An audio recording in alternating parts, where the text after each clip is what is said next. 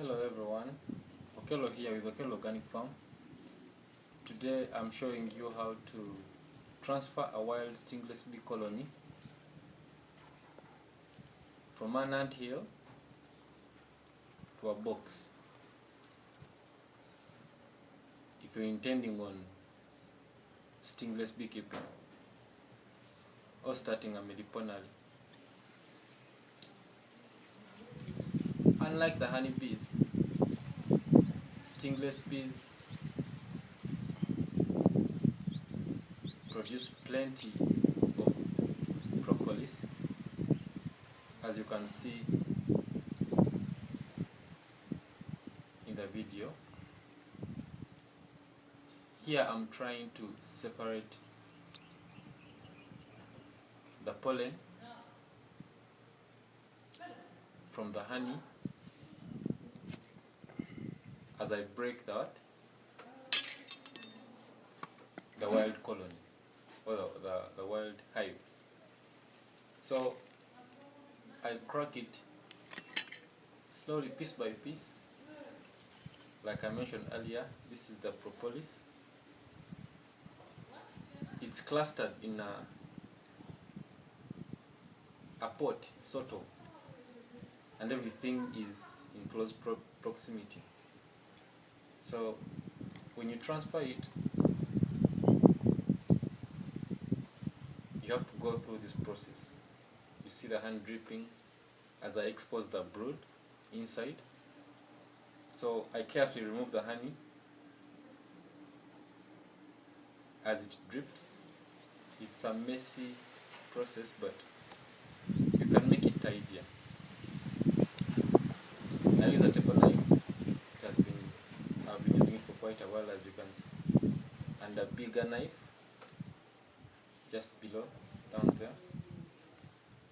So as I do this, I try to separate the pollen and the honey, like I mentioned, and putting in mind not to damage the brood. So stingless honeybees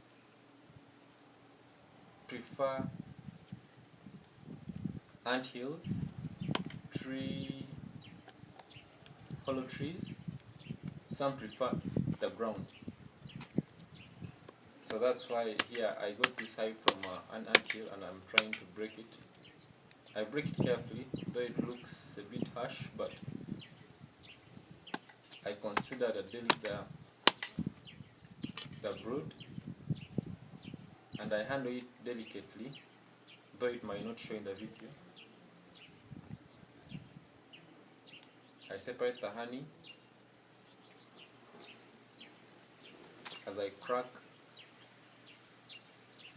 the hive,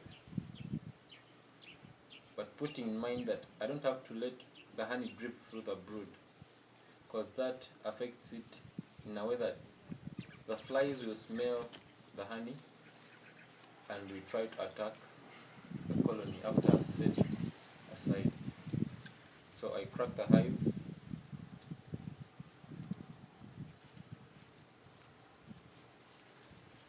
piece by piece, delicately, like I mentioned earlier.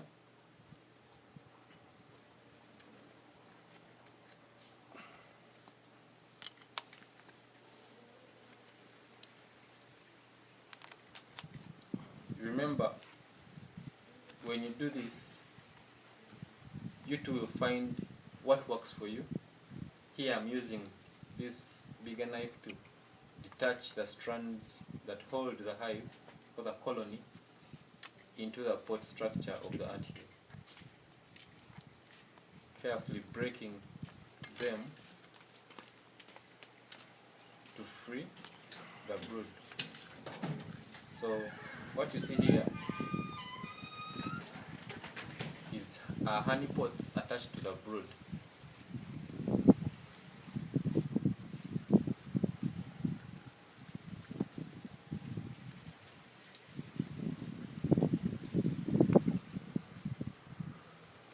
You realize that as you break, the honey is on the sides of the brood below it's usually nothing, and the pollen is at the entrance of the colony. So when you're setting it aside, you have to put in mind all these things.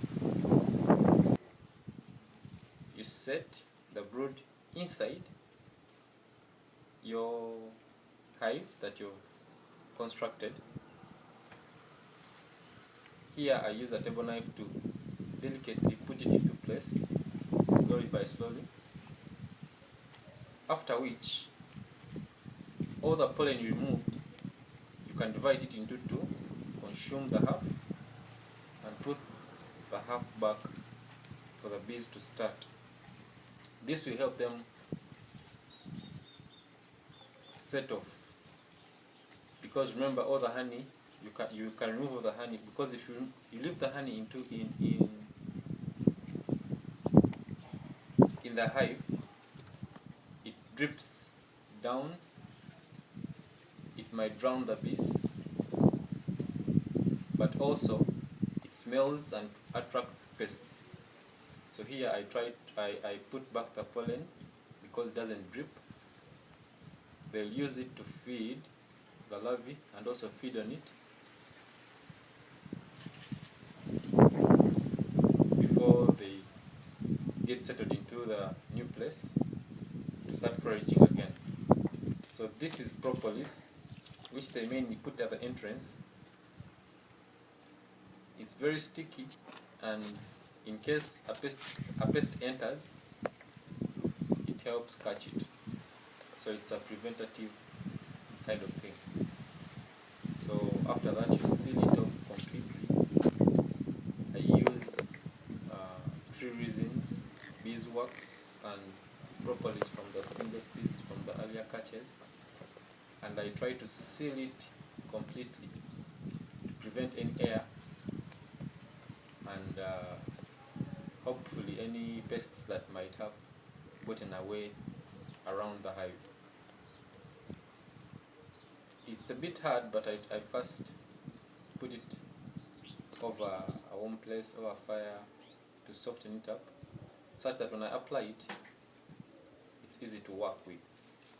So like you see here, I carefully use my finger, and afterwards I use the table knife to press it into the crevice, such that the pests won't find a way of entering the colony and destroy it. That having been said, I get a wire mesh, which I use to seal the entrance of the hive. This further prevents pests from entering. So basically that's it. And if you're new here, please remember to subscribe. This is Okello Organic Farm with me, Okello. Please leave a comment, a thumbs up, subscribe, and I'm sure I'll get back to you. See you in another one.